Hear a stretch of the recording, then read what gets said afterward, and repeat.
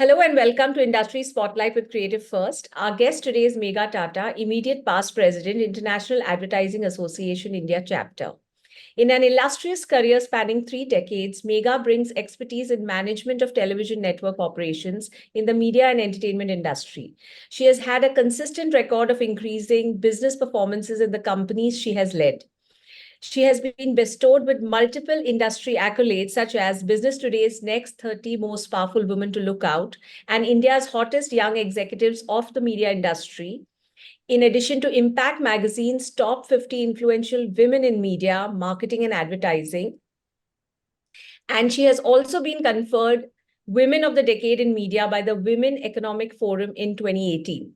She was also adjudged amongst Asia's most inspirational women in leadership for 2022 by House of Rose Professional. Prior to her role at IAA, she has held senior leadership positions at Cosmos Maya, Warner Brothers Discovery, BTVI, HBO, Turner International, and Star TV. She has been on the board of the Indian Broadcasting Federation and is an esteemed member of the National Media and Entertainment Committee of FICCI. Megha, welcome to this discussion. Thank you so much, Rohita. Thank you so much. How do you foresee the evolution of the media and entertainment landscape in the next 5 years, especially in light of rapid technological advancements and changing consumer behaviors? So, Rohita, I think one of the things which everybody is sort of grappling with is the constant evolution of technology, and how that is most of the time a boon, but many times a bane as well. And I think that is where the entire industry is sort of pivoting themselves to be more adapting to the technology, but not losing the core of what this industry stands for and has stood for. So I think the challenge really is about how you can marry the two, which has happened obviously in the last decade or so. You've seen the whole evolution of the TV networks moving into OTT space as well. But it's not been an easy journey, as everybody knows, and it's been a tough journey. Monetization is a big challenge and continues to be a big challenge in the OTT space. TV per se is reducing, the content consumption is reducing, more digital content is being consumed, but monetization continues to be a big challenge for most of the players. So I think it'll be interesting to see how some of these aspects get aligned, and of course there is this quintessential thing called AI waiting for all of us to unfold and see how the tentacles of AI really add to either chaos or clarity. So, we've got to see how this will play out. But I think it's tough times for our industry in multiple ways. But then, you have to see this as glass half full. And I guess if that's something which, if we can see this as an opportunity, hopefully some good things will also emerge out of it. With traditional revenue streams becoming less reliable, what new revenue models do you believe will emerge in the media and entertainment industry? So, I think the thing is, like, you can we may have some thoughts and predictions, but I think a lot will depend on many of these moving parts we just spoke about, how this plays out. But clearly the traditional revenue model is challenged. There is a reduction on ad revenue, which is definitely happening, distribution revenue, which has been the traditional TV world revenue. But uh, at the same time, the digital revenue has, like I mentioned, is also sort of not in a space which I think most of the networks would like it to be. Maybe there is an opportunity to marry the two, in the sense that, can technology, for example, integrate the viewer experience, which converts into commerce as well. So there is a lot of there've been discussions and people have some strong, interesting views on this as well. It'll be interesting how this plays out. If I'm watching something and there is a particular product played out there, and can I purchase that while I'm watching it? Can there be a three-way interaction between the consumer, the platform, and the commerce, can that be married into some form? And I'm sure technology, there are already the technologies existing. I'm not an expert in that, but I'm sure there is a possibility of marrying the two. So maybe that is one aspect which could play out. And the second is, I think there will and should be more consolidation taking place. There are a lot of those long tail channels which are not sure how much are they adding value to any network, whether revenue, at least in terms of monetization, it definitely might be pulling down the cost. So maybe there is a better way to optimize that and find some consolidation. You know about the various mergers and acquisition stories which are happening in our industry. So that will play a critical part how the industry works accordingly. So I think those are the few critical parts. And of course, sports is a critical piece which will shift the narrative, and it's actually already shifted the narrative in many ways. But how does that get further more fueled with all what we are seeing and hearing and the consolidation on sports, and will be an interesting sort of space to look out for. So these would be, I would think, two, three key aspects. How has digital transformation affected strategies and operations of media companies? I think it's linked to my earlier response as well, because you cannot not have a digital part in your television business or any kind of a traditional business today. I mean, it's like hygiene today. You need that. It's mandatory. But how do you sort of optimize this and make it make it integrated in your overall business in a way that it adds value to the overall proposition? I think those are the challenges everyone is sort of working around it.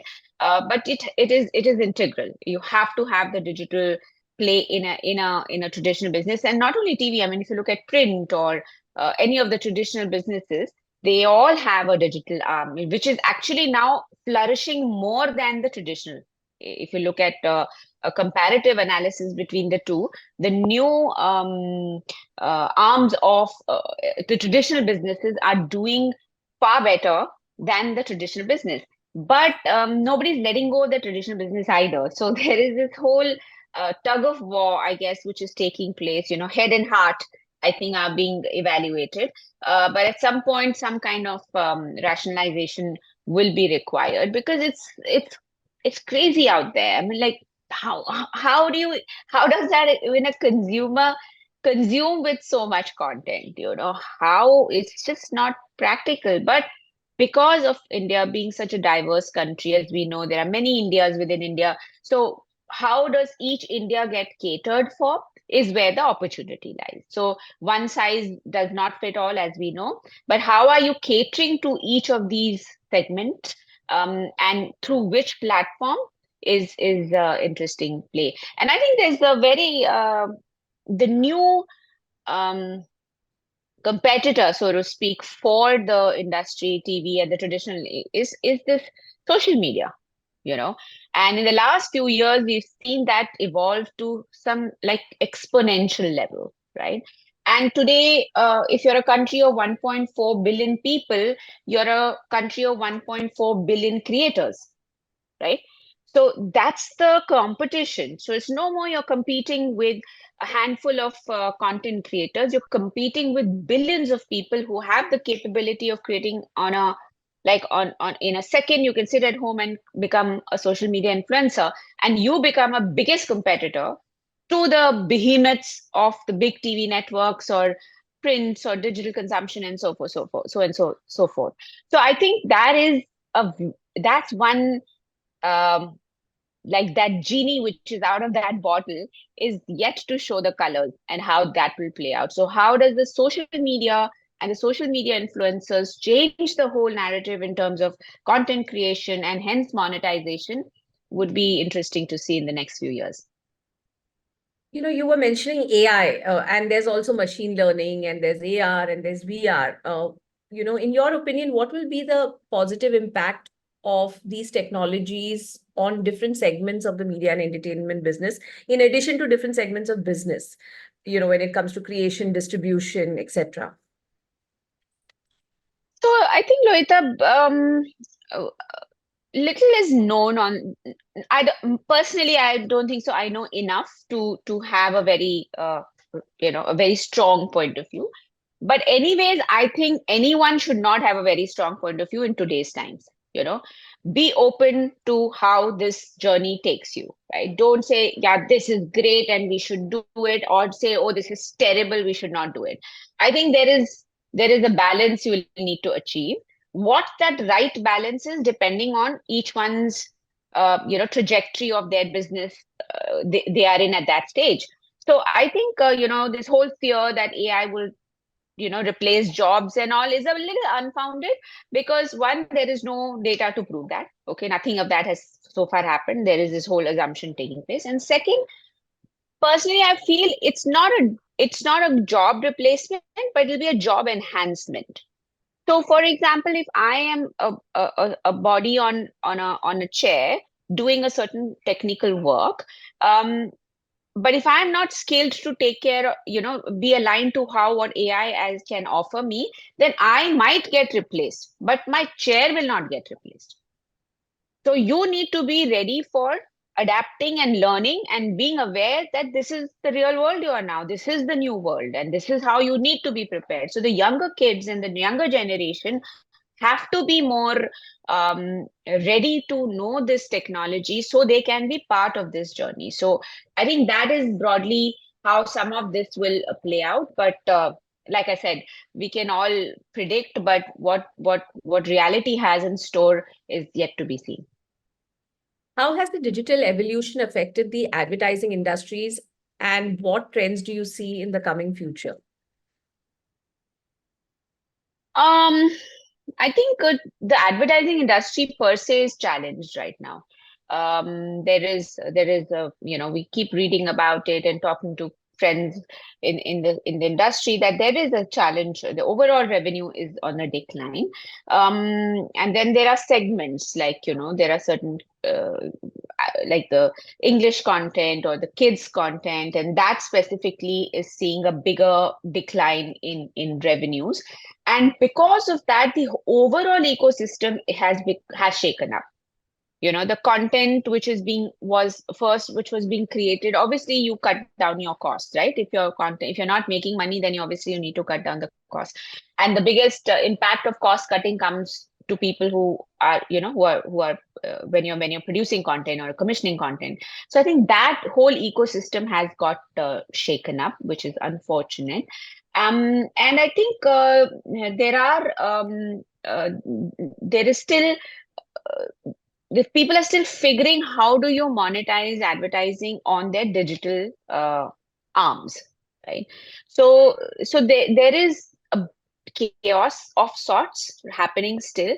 And one of the other bigger questions being raised in the industry, and this is nothing new, it's been there for now quite a few years, ability to like what is the independent data to um, highlight how that money I'm spending on that dollar or the rupee I'm spending on digital, what's my ROI on that?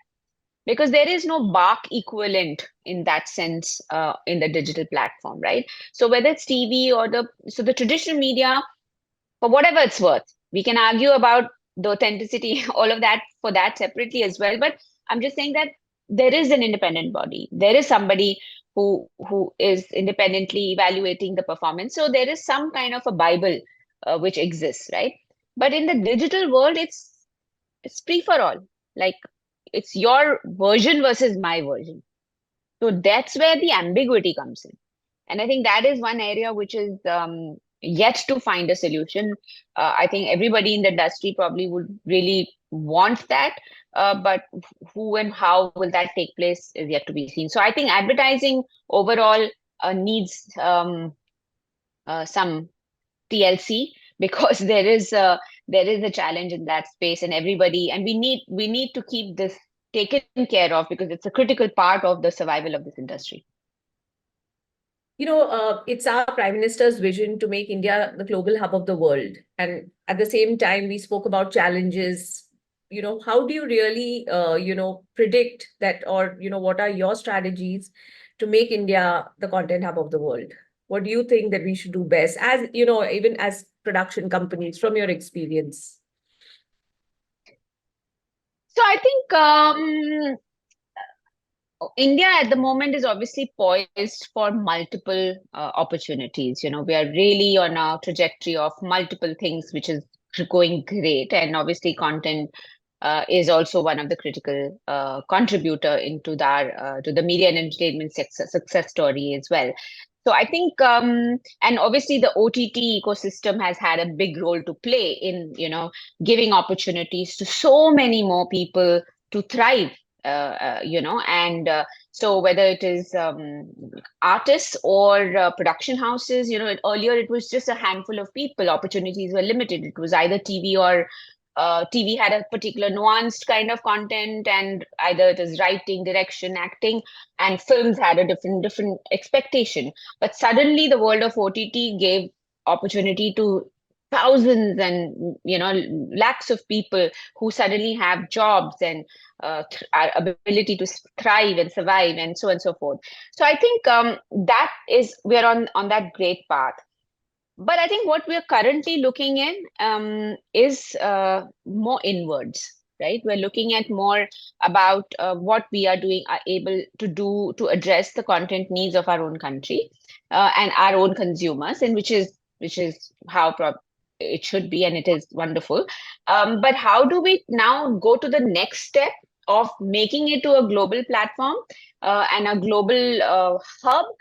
The right people, the content creators. We have some amazing talent, which are now shining even more because of these opportunities. Will probably, pave the way for this uh, global hub proposition of our own, everyone's dream as well. So we all, I mean, I think everyone hopes that that'll happen someday soon. Women in leadership roles in media and entertainment face unique challenges. Based on your experience, what are these and how can they be addressed?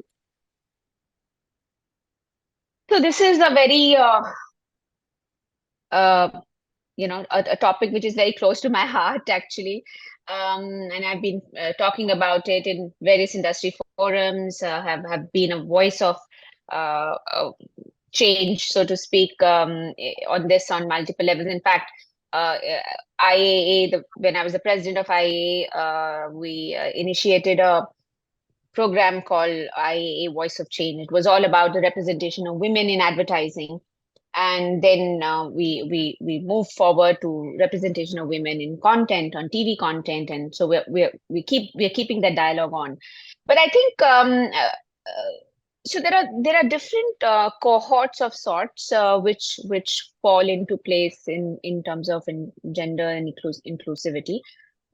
So one is, of course, uh, the way the content gets, how women are represented in content, whether it is uh, from 3 seconds to 3 hours, for that matter. What is the kind of content you're creating and how you're positioning the woman, and for that matter, even a man, in creating that impact subliminally in the consumer's mind, that this is how a woman should be and this is how a man should be. So that's one part of the challenge which needs to get addressed. Second cohort part is how many women are sort of involved in the ecosystem, right? How many people, how many women are part of your production crew? Because the more minds of women are in the production process, there is higher chances of it having a more sensitized approach of how women are represented. And the third is the women in corporate, right? And how many women are there in our industry overall, which is the entire media marketing. In fact, I'll go media marketing and advertising, for that matter, that the whole cohort in that sense. So, and how are they represented? Like, how much is the representation of women, not only in the overall workforce, but also in leadership roles, right? So, and all three segments, I would say, in my experience, now it's been over 30 years. since I've been in this industry. So in these 3 decades, I've seen a huge improvement for sure, but a long way to go to what ideally it should be.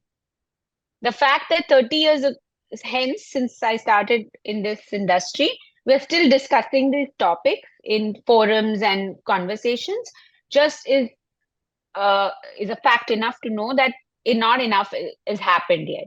So I think there is definitely room for improvement. There are we definitely can have far more engaging, not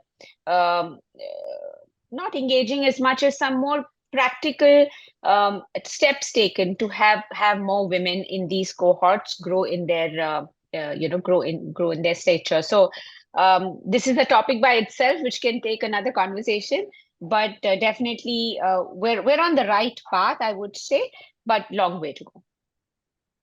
As you look to the future, what innovations or changes are you most excited about for the media and entertainment industry? And how do you plan to be a part of this evolution? I think just being part of this industry is very exciting enough, anyways. So there's so much happening. There's a lot, like I mentioned in the earlier as well, that um, consolidations are happening, new technologies are coming. It's going to be not an easy path, I would definitely think so.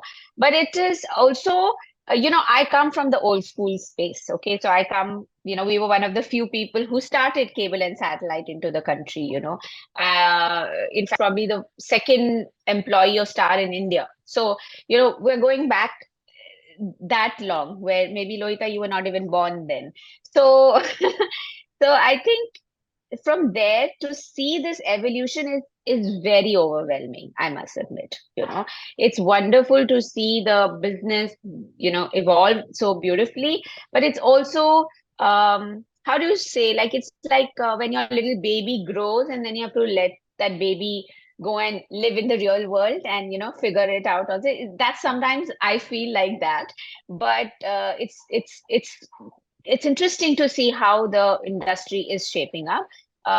There is a lot about this industry now is even news to me or new to me. Even some of us who've been in this for long are also learning, and every day is a learning. We are always students of life. So I think that's wonderful.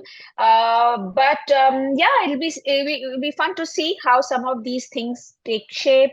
What happens to the traditional business? How does the new age business evolve further? How do you marry the two?